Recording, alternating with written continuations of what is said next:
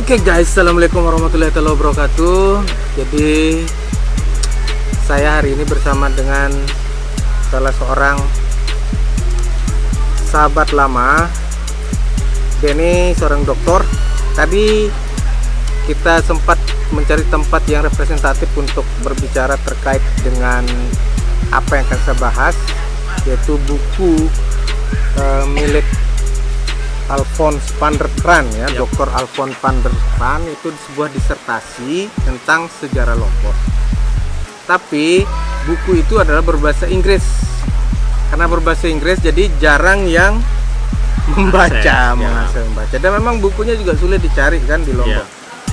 Jadi beliau bersama timnya tertarik untuk menerjemahkan. Nah, kenapa beliau tertarik? Pertanyaannya itu sangat mendasar.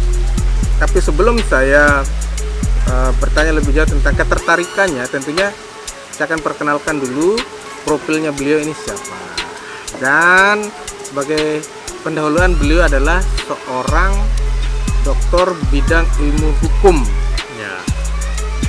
Sejarah pendidikannya, yang apa yang dia lakukan selama ini, aktivitasnya juga nanti akan disampaikan sendiri beliau. Tapi dengar-dengar juga sebelumnya beliau ini adalah penasehat hukum ya? Dari seorang mantan ketua ya, pimpinan DPR. Pimpinan DPR. Siapakah pimpinan DPR itu? Nanti beliau akan ceritakan. Oke, silahkan. Oke, teman-teman semuanya, selamat sore. Assalamualaikum warahmatullahi wabarakatuh. Terima kasih Mas Lian. Ini jadi saya perkenalkan, nama saya Ufran. Saya sebenarnya bukan sejarawan sebenarnya. Saya latar belakangnya di hukum. Dari S1 tuh saya pendidikan formalnya hukum. Saya menempuh S2-nya juga hukum, tapi sempat di sosiologi UGM saat itu. Sosiologi UGM dua disiplin ilmu yang berbeda ya. Tidak selesai, dan saya menempuh postgraduate program saya untuk victim asistensi di Jindal Global University India. Jadi untuk victim assistance, jadi studi-studi tentang korban dan pelayanan tentang korban kejahatan. Kemudian saya menyelesaikan program pendidikan dokter saya di Undip juga. Nah, kebetulan riset saya itu tentang pemidanan di Lombok. Ya, jadi saya itu ngambil studinya itu pemidanan itu atau tertib sosial di Lombok itu dilahirkan oleh apa? Apakah dari negara atau memang ada mekanisme kontrol sosial di luar negara yang ikut berperan? Nah, dari pengalaman itu gitu, jadi saya bersentuhan dengan bacaan-bacaan tentang Lombok. Saya coba cari di beberapa perpustakaan dan menghubungi beberapa teman yang kuliah di luar negeri. Nah, oleh mereka saya disuruh membaca beberapa naskah dan dikirimi beberapa buku yang cukup penting dan sebenarnya juga langka kita dapatkan di Lombok. Nah, ternyata di luar sana ada beberapa buku yang sangat penting dan itu menjadi rujukan ketika orang mau studi tentang Lombok. Ya. Nah, salah satunya menarik. Buku ini. Buku Lombok. Ya, Lombok ya. Conquest, Colonize, and Underdevelopment. Ini mengambil setting waktunya itu di tahun 1870, 1940. Jadi ini salah satu karya paling fenomenal yang sebenarnya tentang Lombok dan ini ditulis oleh salah seorang tokoh yang juga seorang pakar yang di beberapa universitas di Australia misal. Ini menjadi orang kalau mau studi tentang Lombok, tentang Nusa Tenggara, dia harus merujuk buku ini. Ya. Jadi ini adalah buku tentang Lombok ya, sejarah Lombok. Terkait dengan isinya ini nanti kita akan kupas, tapi kenapa disertasi itu diterjemahkan menjadi buku ini gitu? Kok dia dari orang hukum, kok menariknya ke sejarah gitu? Nah, ini iwalnya bagaimana ini? Oke, teman-teman semuanya, sebenarnya kenapa saya tertarik menerjemahkan buku ini? Nah, kami di Lengge Foundation itu adalah salah satu yayasan yang bergerak pada studi sejarah, sosial dan sejarah.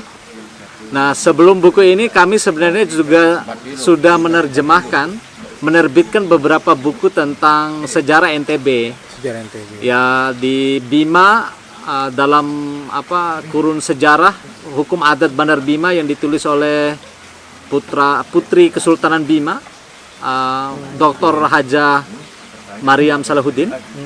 Nah, kemudian ada tulisannya seorang Harold Garfinkel, itu orang Prancis, tentang etnometodologi. Kemudian ada banyak buku tentang Bima Dompu ya.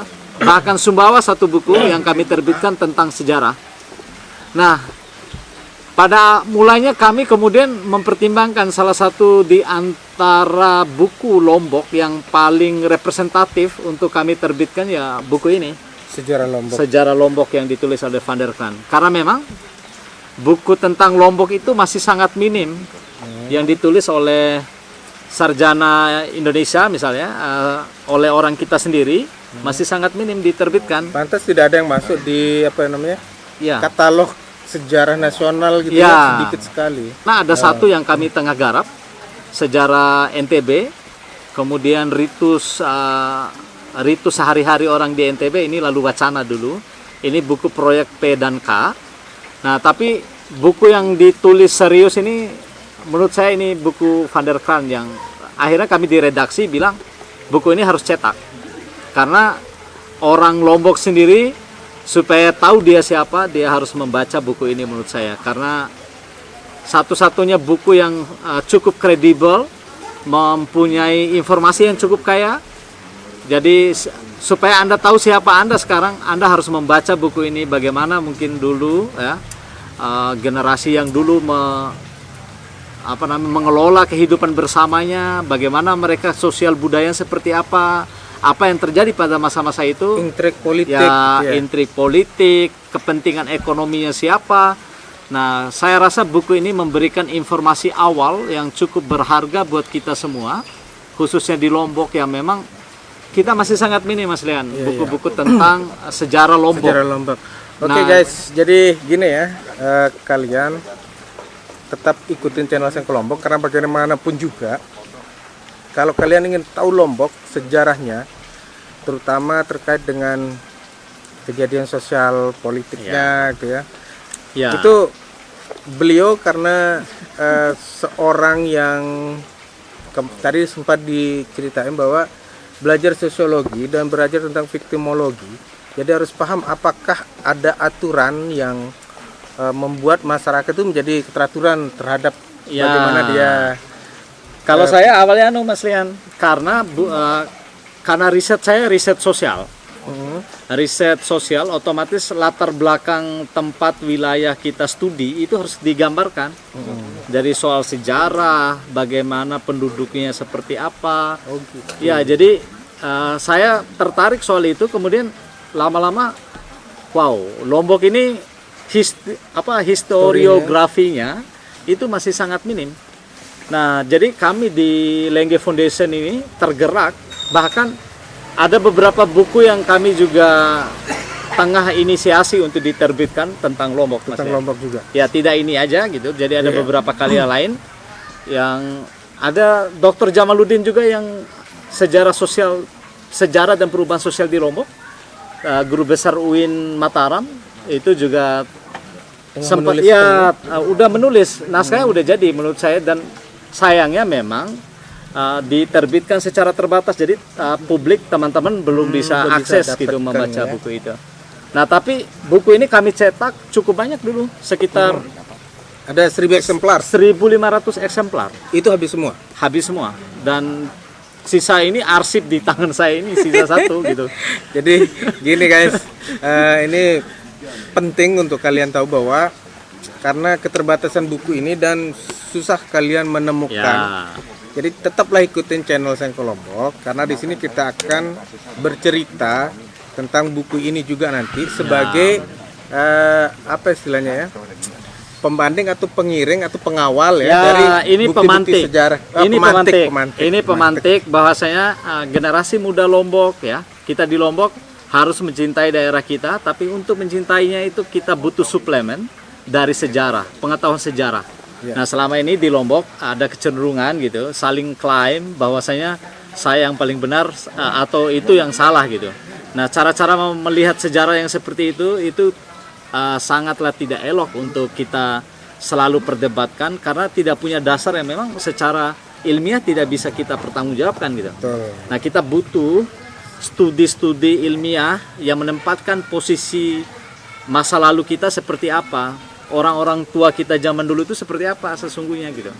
Bukan orang Sejarawan. Saya tapi, bukan sejarawan, tapi tertarik saya membaca buku ini. Karena ada kaitannya kan? Ya, tapi sebenarnya sejarah itu adalah milik kita semua. Jadi Anda semua, saya, Mas Lian itu punya kewajiban untuk mengetahui kita masa lalu seperti apa, supaya kita ke depan bisa lebih baik.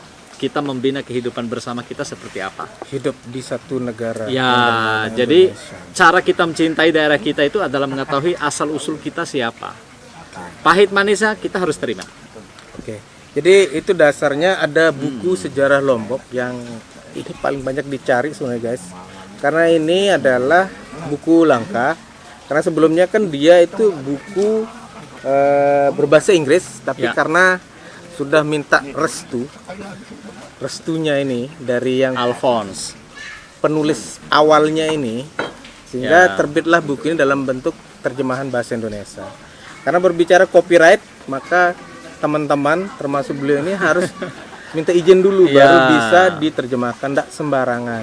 Jadi kalau teman-teman yang main YouTube pasti paham tentang copyright itu.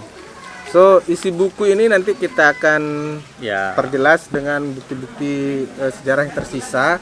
Seperti halnya kemarin saya sudah sempat ke Puri Pamotan, melihat apa-apa aja yang peninggalan di sana, dan saya hadirkan beliau di sini sebagai orang yang terlibat dalam membantu kita untuk mengenal lebih jauh tentang sejarah Lombok, karena referensi yang ada tentang sejarah Lombok itu bahasanya menggunakan bahasa Sanskerta yang babat-babat, lontar, terus bahasa Inggris yang bahasa Indonesianya yang kurang. Tapi sebenarnya sejarah Lombok itu, Mas Lian, yang paling banyak itu peninggalan Belanda. Peninggalan Belanda, catatan Belanda itu ada di Leiden, ada di Utrecht, ada beberapa pusat-pusat studi baik di Swedia, Amerika, maupun di negara-negara Eropa lainnya. Cuman persoalannya kita nggak bisa mendapat akses untuk menerjemahkan. Karena satu buku ini kalau kita bayar copyright ya Mas Lian, ini bisa 30-an juta. Ini berapa ini? Ini jujur aja berapa ini copyrightnya ini? Nah, copyrightnya ini kebetulan Pak Alphonse itu memberikan secara gratis. Oh gitu. Ya. Jadi Pak Alphonse itu mengontak penerbitnya dan dia memutuskan sebagai bentuk pertanggungjawaban sosialnya Pak Alphonse, karena akan disebarkan di Lombok, jadi dia memberikan kita, karena ini yayasan nirlaba, tidak untuk profit, komersil. Jadi dia berikan ini copyrightnya secara gratis. Oh gitu. Ya, jadi dia Pak Alphonse langsung menghubungi penerbit Hanemheim gitu. Ini untuk diterbitkan. Jadi kita itu dapat copyright gratis. Copyright gratis. Guys, jadi gini guys ya. Kalian yang nonton video saya hari ini, jadi kalian tahu bahwa selain sejarah Lombok yang kita bahas, kita juga dapat berita yang sangat menarik bahwa Pak Alphonse van der Kraan ini memberikan buku ini untuk diterjemahkan tuh secara gratis. Itu untuk Lombok. Ya. Jadi siapa Pak Alphonse van der Kraan itu nanti akan kalian dengar sedikit. Akan kita bahas juga lebih banyak. Tapi karena kita di sini ingin tahu kenapa beliau mau menerjemahkan ini, yang membuat saya membuatkan video ini dulu. Jadi nanti akan ada episode selanjutnya terkait dengan siapa sih Pak Alphonse van der Kraan, kok begitu baiknya dia memberikan copyright masalah sejarah Lombok yang di Lombok sendiri langka loh. Langka banget. Ya, dan orang Lombok harus baca. Dan juga harus ikuti saya punya channel, karena dari sini kita akan mulai mencoba untuk mengangkat sejarah lama, tapi bukan terkait dengan baru diangkat nggak like, subscribe, and share nggak? Iya, makanya harus kalian subscribe karena kalau enggak kalian akan ketinggalan. Jadi saya akan mengupas apa istilahnya ya, dari hal-hal yang paling kecil untuk kalian tahu bahwa berbicara Lombok, sejarah Lombok itu tidak hanya melihat monumen yang ada terus mendengar cerita, tapi kita juga butuh kajian pustaka. Seperti yang saya bilang, kajian pustakanya itu akan tetap saya kedepankan. Selanjutnya adalah observasi. Dan ini adalah kajian pustaka yang akan saya berikan kepada kalian bahwa kita serius loh untuk membuat video tentang sejarah Lombok ini. Dan semoga saja niat baik kita ini akan menjadi pemantik ya. Ya, pemantik. Supaya teman-teman juga mau studi sejarah tentang Lombok. Ya, saya rasa ya, butuh generasi muda yang memang paham historiografi kita itu tentang Lombok masa lalu maupun Lombok pasca kemerdekaan. Karena memang Lombok pasca kemerdekaan kita juga masih kosong soal catatan sejarahnya.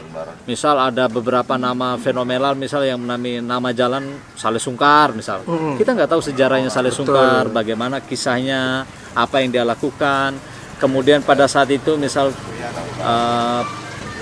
ketika NW itu muncul, apa yang melatar belakangi. Walaupun sebenarnya ada beberapa buku yang membahas itu, misal yang Nahdlatul Watan dalam perubahan sejarah yang ditulis oleh Pak Burhan kalau nggak salah, dosen UIN juga. Oke, simpen dulu untuk selanjutnya besok kita akan buatkan video lagi ya. Tapi yang jelas terkait dengan siapa penulis ini, nanti kita akan ada konten sendiri, video sendiri. Karena beliau yang paham tentang bagaimana ihwal buku ini juga kan tadi udah ada diceritain bahwa buku ini dapat copyright gratis. Nah, proses dia bisa mendapatkan copyright gratis dan terbit ini tunggu di video selanjutnya. Oke. Dadah. Dadah.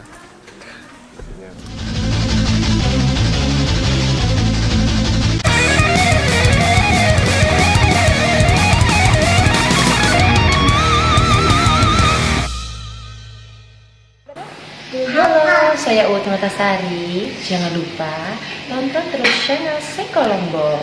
Dan di Lombok itu tempat pariwisatanya bagus-bagus. Pokoknya jangan lupa kunjungi terus daerah wisata di Lombok. Keren banget Lombok. Love you.